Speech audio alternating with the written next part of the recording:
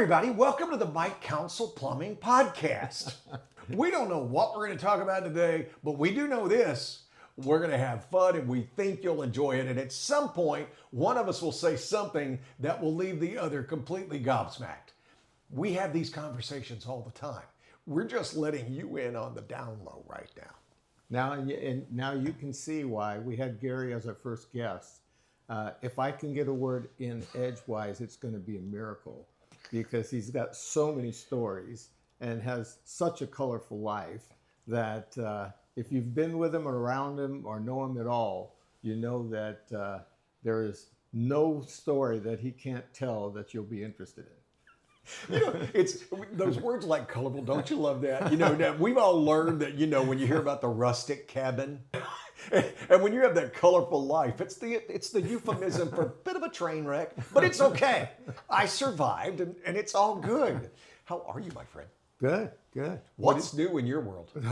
What's new? I mean, we've been growing like gangbusters. I mean, the company anyway, but I mean, in our personal life, my son just got back from Hawaii visiting with his brother. So that's been kind of fun. Is his brother single too? No, he's got a wonderful woman that he's living with up there. And, I mean, they've got a fabulous life. Talk about living in paradise. So I mean, I was they've just been checking. there. Well, he's been there for about 7 years now, and No island fever? no, he loves it. The only thing is he misses his family. He's a family guy, and we used to do a lot of things together, watch the games, do photography, and all those things. And so we have to do those things long distance right now. So I don't know if any of you have checked it out, but you know, Gary's with KRTY streaming, and you go to krty.com and you can give even more than just the little amount of time that we have with them. We still do the morning show. You know, I started at KRTY back in 1991. I'm old. I'm at that stage now where people who see me and they haven't seen me in a while, you can see them go, look at you. Where'd Gary go? Look at you. What happened? I'm doing this. I'm going home. My sons, I have teenage sons, right? Because unlike Angelo, I got started way late in the game. But as I always tell my kids, it took me that long to find your mother. But my son said, hey, why don't we go to where you're from? And I'm like, okay. So we're going to go. We're going to go in late June and July. And he asked me, will it be warm? I said, oh, buddy, we're going to redefine what you view as hot. It's going to be crazy.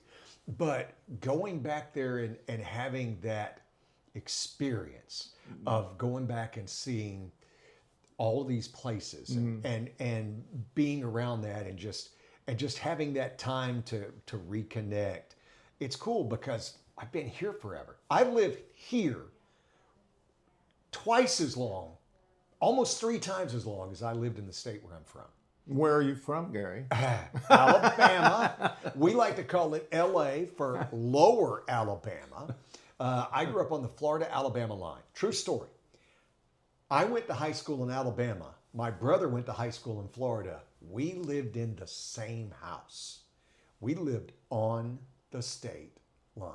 Wow. So we got to decide which.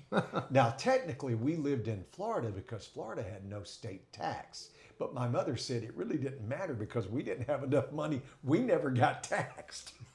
And so it was okay, but it was cool. But you know, come to California, we always told the thing where acts would come out to Shoreline, and you'd have a day like we're having now as we tape this, which is sunshine and beautiful, and they would all be like, it's amazing. And I go, you know what we call a day like this? And they're like, no. And I'd say, Wednesday. Yeah.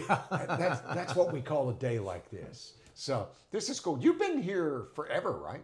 Oh yeah. I mean, I was born in Chicago, but only lived there till I was about 2 years old. And then my father decided to move to California. And I don't know if you've ever visited Chicago and talked to the people there. I mean, it's black or white. I mean, that's it. I mean, there's no gray area. And my dad was kind of a free thinker, and I think the California way of life kind of appealed to him.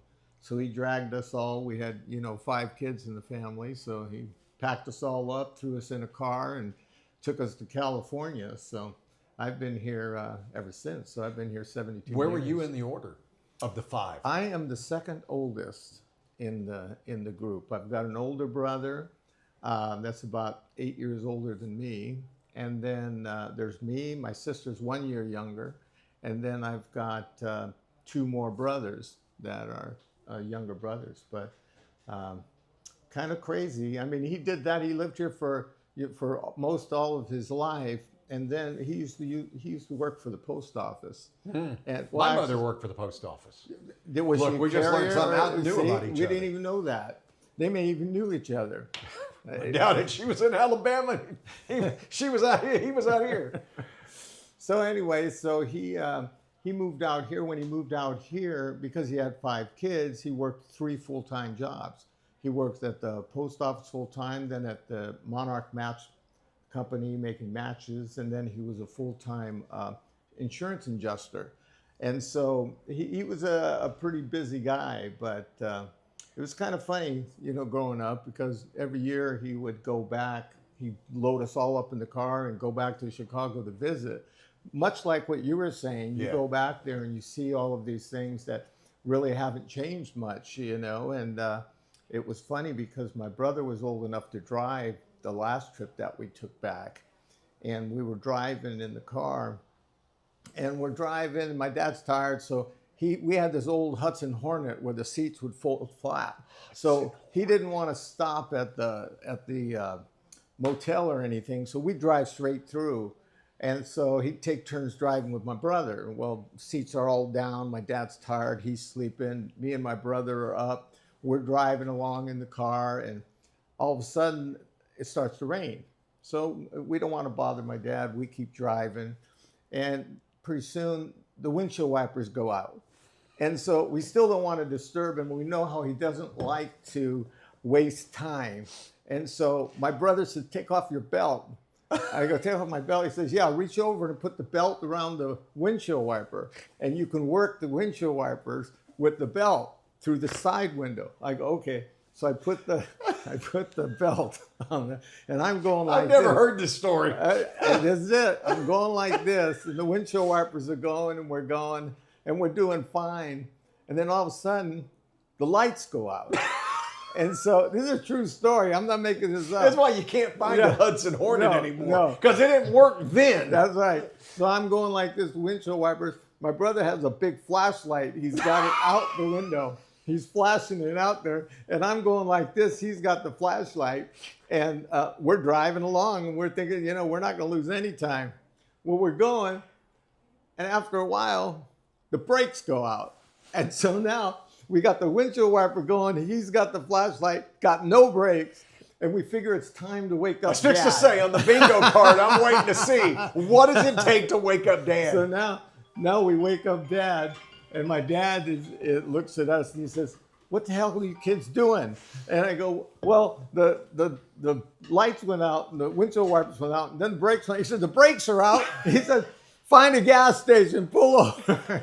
So we found the nearest turnoff and ended up turning off and getting to a mechanic who could fix it. It's the only time he allowed us to stay in a motel, because we had to while the car was being fixed. So Did he give you any kudos for your creativity, or did he just go, "I can't believe I'm raising these guys"?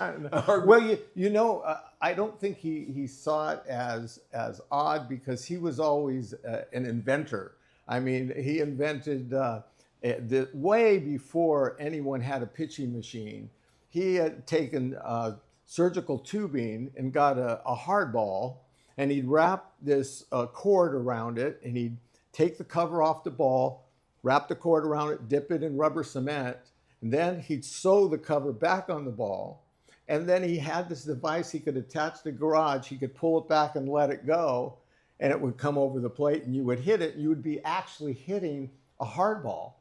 And so he invented that, and so he had all kinds of things like that. He was into horses. While he was at the post office, him and some partners bought some claiming race horses.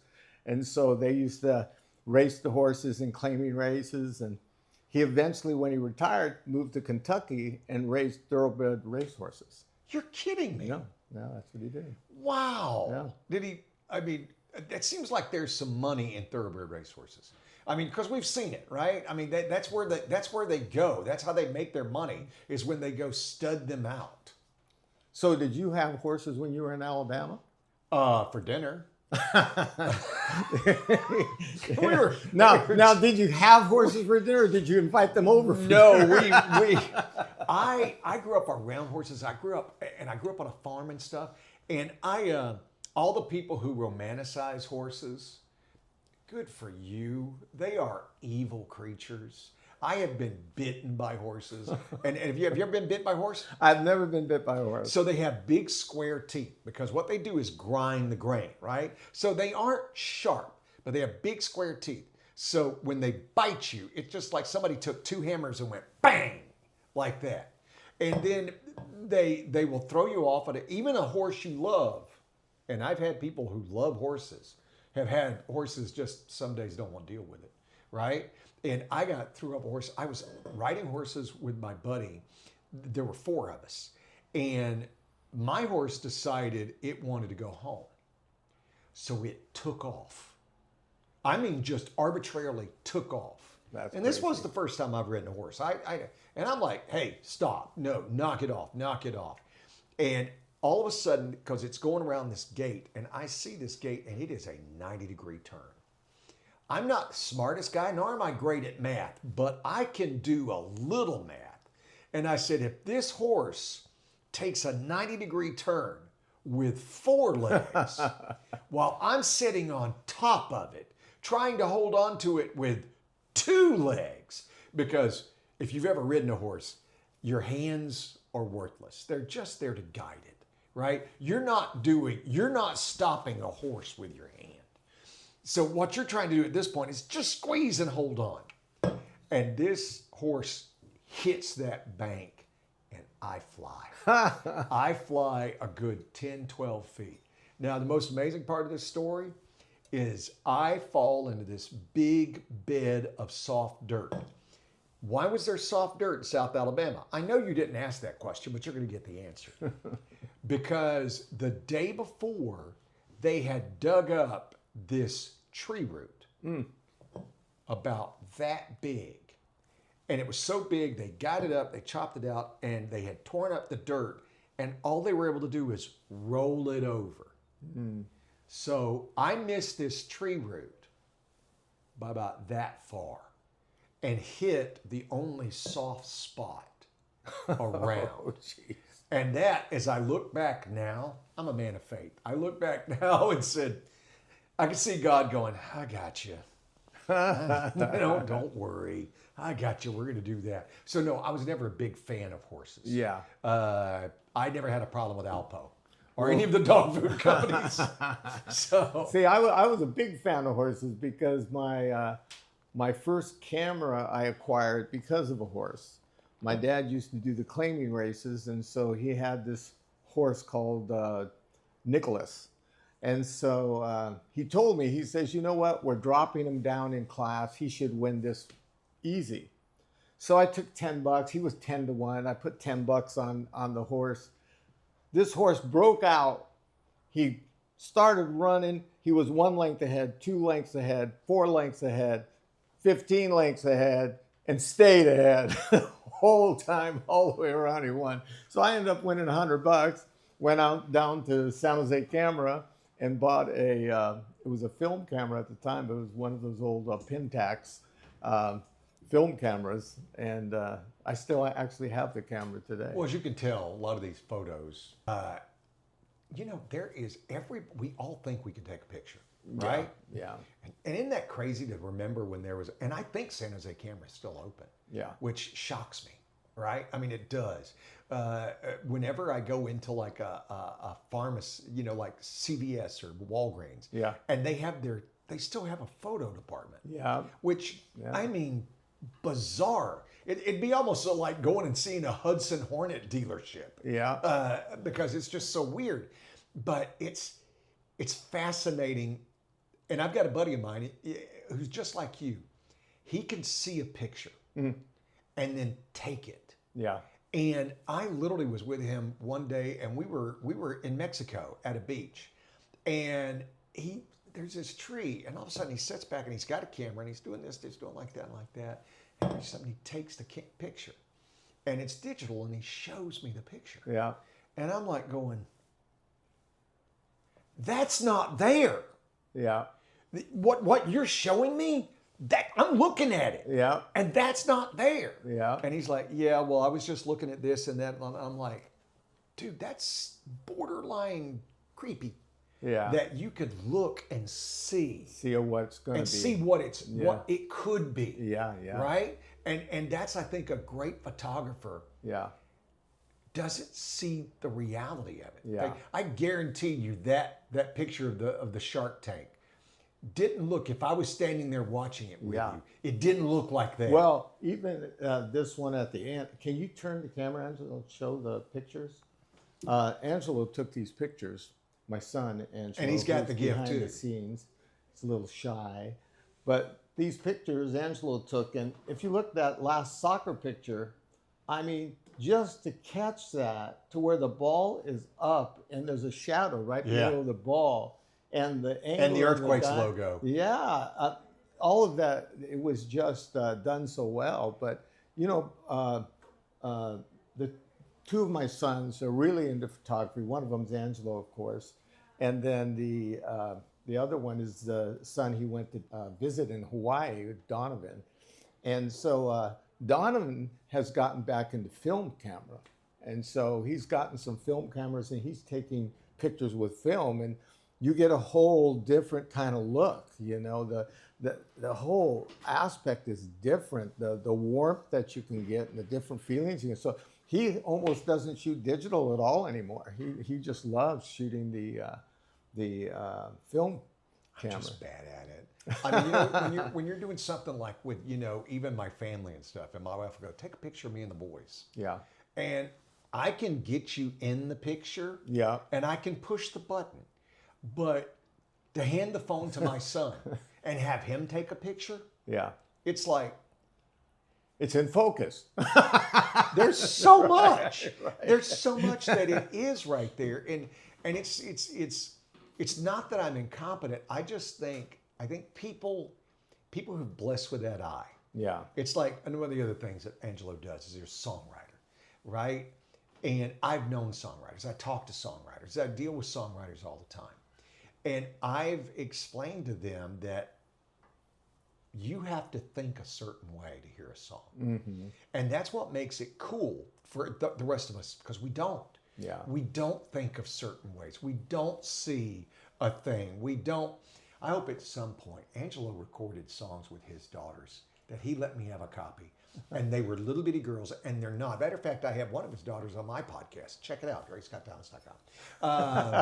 But it's listening to that and knowing that how creative all of that was, and you see and hear things different, right? And that's like when you're trying to write a song. I mean, I've always asked this songwriter, I'll ask you, do you start with the lyrics or do you start with the melody? It's kind of a combination of two, and you know, a lot of the stuff these days, because I live about 45 minutes away from work, and so there's a lot of time in the car when I'm driving to work. It's just me in the car. Well, now it's me and Angelo, but he's in the songs and singing and playing music too, and so it'll start basically with a phrase, you know, like. Be driving down the road and you'll see the different things and maybe you know, my head, I'm thinking I'm driving down the road and it's such a beautiful day, and so I may say that over a couple of times and it will kind of form its own melody. And so I basically do the melody line and the words simultaneously and then add the music to it later. I know a lot of songwriters, they start with the music and then they'll go in and put the lyrics. But I've always had better luck just starting with the lyrics and the melody line first, and then going back and putting chords to it. So. See, and it's so subjective because I've heard people the exact opposite way. I've had guys tell me, "Oh, I'll just hear a beat, and then I'll get that beat, and I'll try to find a sound that goes with that beat.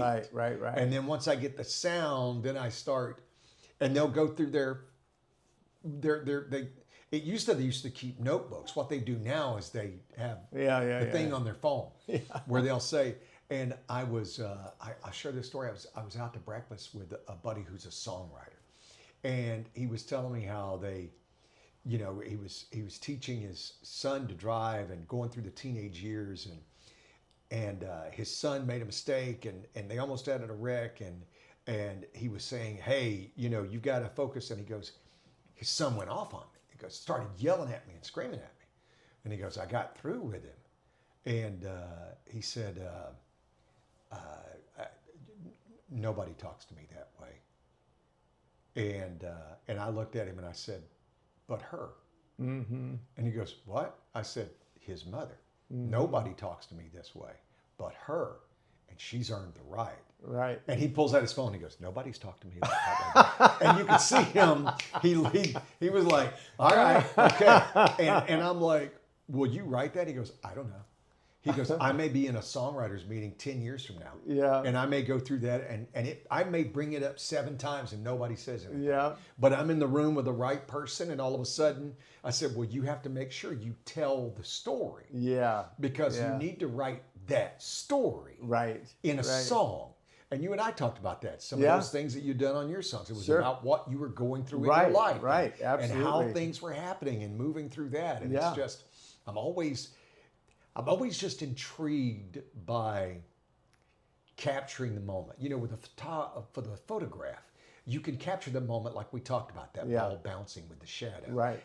With a song, you're trying to capture a feeling. And I always tell songwriters, you are catching smoke and showing it to us. Right? Because you're taking that one little moment and that one universal truth. Because I talked to a songwriter this morning, and he was saying, he goes, it's hard to write a personal song. He goes, because you want to write it personal, but you want it to be universal. He goes, you don't want it to be so personal. Right. Because then it's like, well, you're not sharing the thing there. And I don't think people realize or understand that a lot of the things they're thinking or feeling are universal. I was thinking one time about doing listening to these stand-up comedians and how they work and what they do and things they talk about. And I thought there's some universal things that we all do that aren't unique just to us, but they're unique to everybody. And the thing that came to mind is when you go into a public bathroom and you go into the stall, how many toilet cover sheets do you put on the seat? I mean, do you put 1? Do you put 2? I put like 5. Because I want to be absolutely sure that I'm being protected. But I mean, that's universal. Everybody has done that. But what's the answer? What's the correct answer? Don't use a public toilet in that way. That's my answer. I'm just like, no. That's my son. We're just gonna. We're an hour from home, and I'm just gonna have to concentrate really, really hard. And if I need to stop and find a tree, then I'm gonna do that. I say this. There's lies that. And there's truths that we all buy into and we choose not to think about, right? I mean, I can't reach down and flush a public toilet. I mean, that's what I have a foot for, right? That's what I have a foot for. Yeah. But this way, think about, here's a lie that we never think about. Can you imagine what has happened in that hotel bed? Oh, my wife won't go to a hotel. She won't go to a motel. I keep saying we need to take a vacation. She goes, do you know? Because she watches every news broadcast and TV show about various things, and some of them are about hotels, what goes on in there with the showing the blue light on everything and what's showing up. And she said, anytime I suggest, let's get away for the weekend, she goes, I am not staying in a hotel. I am not staying in a motel. And would explain why people buy campers. Yeah. Which to me, I've said before, if I don't live a good life and I die and wake up in hell, the devil's going to be there going, here's your RV. See you later. Because the whole idea of, I'm just going to bring all my waste and everything with me, no matter where I go. Yeah. I'm going to have that. But for hotels, like I just So what do choose you not to do think about when you go out? Do you take an RV? Oh no, we go to hotels. I can turn this brain off. That's the best thing about me is I shouldn't say the best thing, but what's one of my superpowers, and we all have superpowers, is my ability to just Block it out. block things off, compartmentalize it, shut it off. I can shut my brain off. I have a really high threshold of boredom. I really do. I was great when my kids were really, really young because I remember I was out there pushing him in a swing one time, right? And I'm just in the backyard, just pushing him in the swing. I mean, no phone, no anything. I'm just pushing him in the swing. And my wife comes out and she goes, "Are you okay?" And I'm like, "Why?" She goes, "You've been out here 2 hours?" I'm like, "Really?" She goes, "Yeah." I said, "Well, they're asleep." So, and she's like, "How did you?" And I'm like, "Don't ask. I can just," and that's one of the things I would do, especially because of what I do. I have to think of things and all this stuff. And when I work, when I'm on, I've always said, my job is drinking from a fire hose for 4 hours, right? So when I'm doing it, it's all encompassing. It's just all encompassing. So when I walk away, I have to turn my brain off. Yeah. And one of the things I used to do, and it would drive my wife at the time crazy, is I would go out on the back porch and I would throw a wiffle ball up against the wall, and I had a little strike zone. And I would sit out there, I'm not kidding you. When people say an hour and they mean it's 17 minutes, I mean an hour, 2 hours. Yeah. And just go through simulated games, throwing wiffle balls. Yeah. And it was a way of letting my brain just detach. Yeah. And you just have to, you see some of these people who, with great intelligence, Yeah. a lot of them have a hard time shutting their brain off. Right. And that's where, think about how Michael Jackson and Prince died. Yeah. They literally died taking drugs to help them sleep. Right. Because they could not turn their brain off. Yeah. When I was talking about earlier, composers throughout history, Franz Liszt and stuff, got where he couldn't sleep Yeah. because he could not turn his brain off.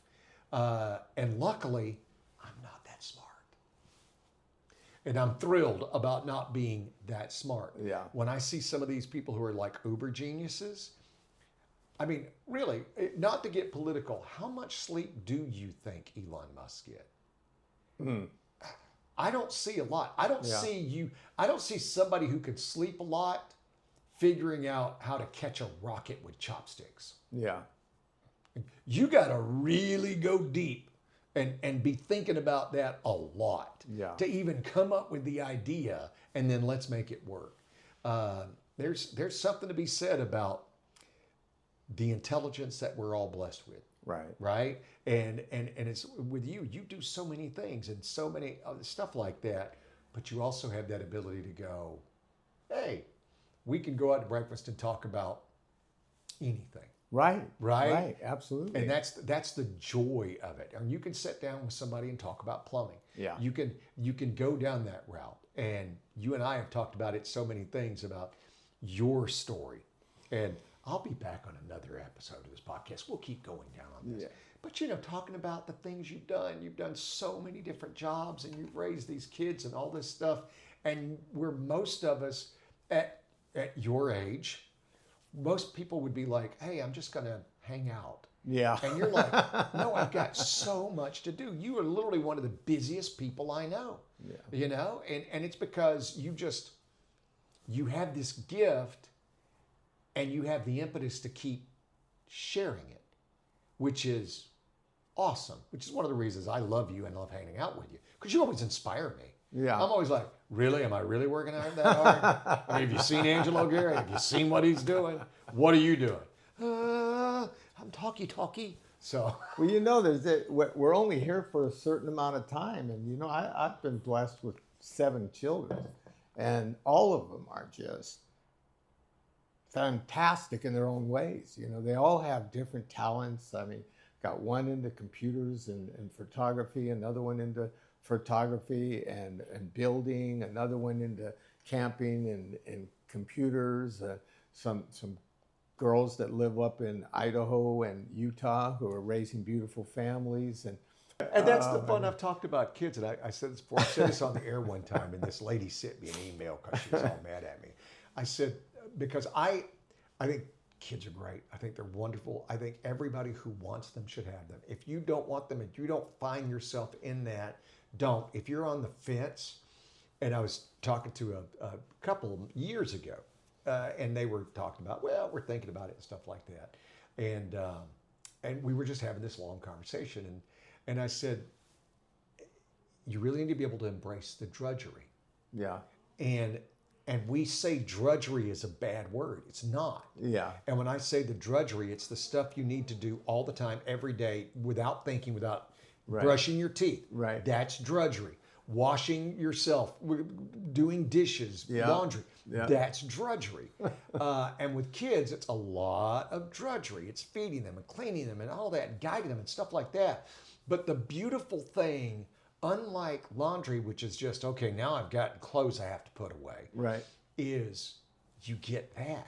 yeah, You understand what you're building it for. sure, And you keep adding that extra day of, okay, I'm getting up, or I'm doing this. I wake my sons up and make them breakfast each morning. Is it Right. drudgery? Yes. What am I getting out of it? So much. yes, Because I know this will feed into their journey. yeah, And I try to let them see how much fun I have with them. And I tell them, guys, have as many kids as you can. Yeah. If it's 1 or 2 or 6, whatever. But realize how much fun I have with you. yeah, Even on your worst days, yeah, I think you're the most fascinating people I know. yeah, Right? And it's so enjoyable. But it's a lot of work. it is. And like you were saying, if you're drawn to it, I mean, I knew from a young age that I wanted kids, I wanted a family, I wanted to be a father. But my oldest daughter, she's got 2 kids, and then Kelly, of course, has 4 kids. L'Oreal's got 1, the one you interviewed, and but one of my middle daughters, Katie, she much like, I mean, I introduced her kind of to theater because I used to do the old Gaslighter Theater, and she used to do that too. And she met a gentleman there who was from England, and his mom still lives in England, in London.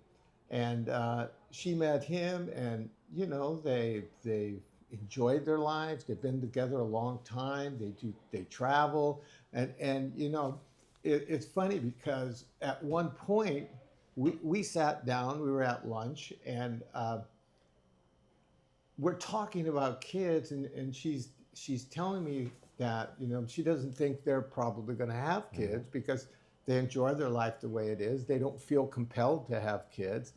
And it was kind of that point that you're saying, it's not for everybody, and that's okay.